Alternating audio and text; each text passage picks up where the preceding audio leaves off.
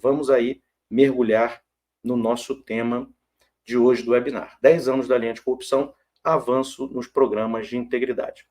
Pessoal, eu acho que é muito relevante, né, principalmente quando a gente se propõe a fazer um webinar ou trazer um conteúdo na área de integridade, né, e compliance para vocês, ter uma introdução, mesmo que rápida, sobre o ambiente na época, né, da discussão da implementação da lei anticorrupção brasileira, o porquê que essa lei efetivamente foi introduzida, enfim, qual era o ambiente que a gente vivia naquela época, lógico, né, quando vocês olham uma lei anticorrupção de 2013 foi quando ela efetivamente começou, é o marco temporal para o início da vigência dela. Mas é óbvio que para ela poder estar vigente em 2013, muita coisa foi discutida anteriormente, e não só no Brasil, porque essas legislações sobre compliance e integridade, elas foram desenvolvidas e estão sendo desenvolvidas, né? A legislação, ela pode ser criada, como também ela pode ser alterada, a gente sabe disso, né? Ao longo das décadas. E isso não foi um privilégio do Brasil, como também não é um privilégio do Brasil ter problemas relacionados à corrupção, tá, pessoal?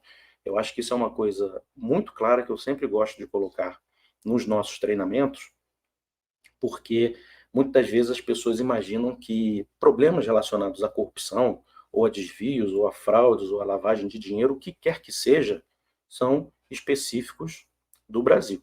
Isso vocês podem perceber todo ano quando a Transparência Internacional divulga, né, aqueles índices de percepção de corrupção, vocês vão perceber que isso é um problema mundial. Só que alguns países tratam e enfrentam isso de uma maneira mais objetiva e efetiva do que outros países, mas isso é um problema, infelizmente, mundial. E, de uma certa forma, a nossa lei anticorrupção foi uma resposta brasileira a essa realidade internacional. Para vocês terem uma ideia, o FCPA, que é a legislação americana, ela é uma legislação que começou, né, teve o seu início em 1977. Vocês vão ver aí no terceiro parágrafo do nosso slide. Mas ela efetivamente começou a ter efetividade a partir do final da década de 90 e início dos anos 2000, quando começaram realmente a ter os grandes escândalos e o FCPA ter realmente uma força, né, vamos dizer assim, dentro do DOJ americano, que é o responsável para fazer toda esse escrutínio, né, de problemas relacionados à lei anticorrupção americana, né, só a partir do início da década do ano 2000. Então vocês percebam que o próprio Estados Unidos, né, que tem uma legislação e criou uma legislação a partir de 77, essa legislação também, para ter efetivamente a implementação de processos, até chegar a cobranças de multas, etc e tal, demorou mais de 20 anos. Então não é só um problema também no Brasil, quando as pessoas falam, mas aqui no Brasil a lei pega, a lei não pega. Isso, muitas das vezes, é um problema mundial, não é um problema apenas, então, somente do nosso país, tá? Então é bom dar esse pano de fundo para vocês poderem entender por que efetivamente em 2013 a lei anticorrupção brasileira foi sancionada e começou a sua vigência. O que eu coloquei aqui na apresentação que eu acho relevante para vocês? E, pessoal, antes de eu ler esses parágrafos, que eu acho que são muito relevantes aqui nessa apresentação, eu gostaria só de ressaltar para vocês o seguinte. É óbvio que num período de um webinar, né, a gente está aqui estipulando mais ou menos 1 hora, né, da nossa conversa aqui, é impossível a gente esgotar todas as informações e fazer também, seria muita presunção minha, em 1 hora, falar sobre tudo o que aconteceu ao longo desses 10 anos. Eu estou pincelando aqui situações que, no meu entender e na minha experiência, são bastante relevantes, até mesmo para a gente ver o que vem pela frente, né?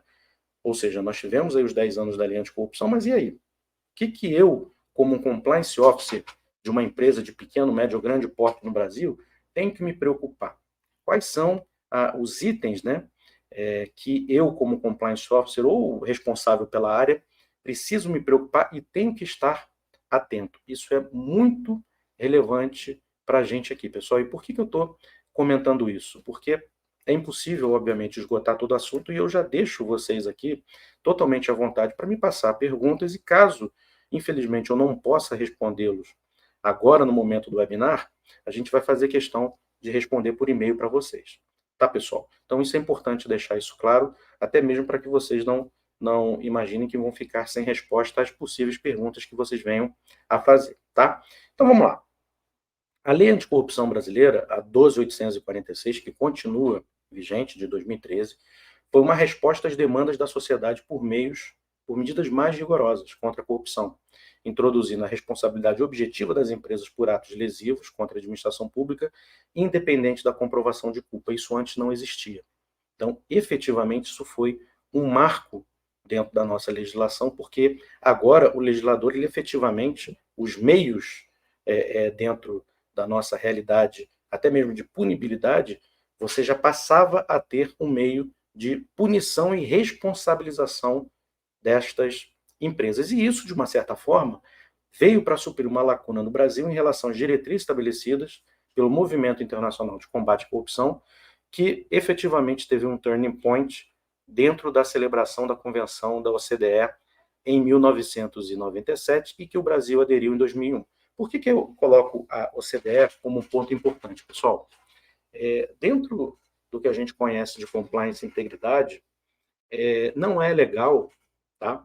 E aí já uma dica que eu dou para vocês, a gente não fica só baseado nas leis, essas convenções são importantíssimas, essas diretrizes. Então, quando você fala da OCDE, quando você fala até mesmo das resoluções das Nações Unidas, é importante para que você tenha um arcabouço de entendimento, tá, teórico do porquê que essas práticas aconteceram e do porquê, por exemplo, a nossa lei anticorrupção tem todos os itens que ela possui, ou o FCPA, ou a lei britânica, que é o UKBA desde 2010. Então, isso é muito importante. Então, quando eu comento nos meus treinamentos, o arcabouço jurídico e legal não é baseado apenas nessas legislações, mas nessas diretrizes que são muito relevantes também. E, óbvio, né, isso tudo não poderia ter sido mais relevante a partir do momento em que houve, né, o início da vigência do FCPA, que é a lei anticorrupção americana nos Estados Unidos em 77,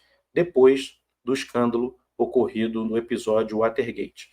Recomendo a todos vocês, caso vocês não conheçam o que foi esse episódio do Watergate, que vocês possam analisar e ler mais sobre esse episódio, que é famosíssimo, tem inclusive vídeos, né, filmes sobre esse tema, que é muito relevante e importante para vocês poderem entender esse contexto histórico, tá?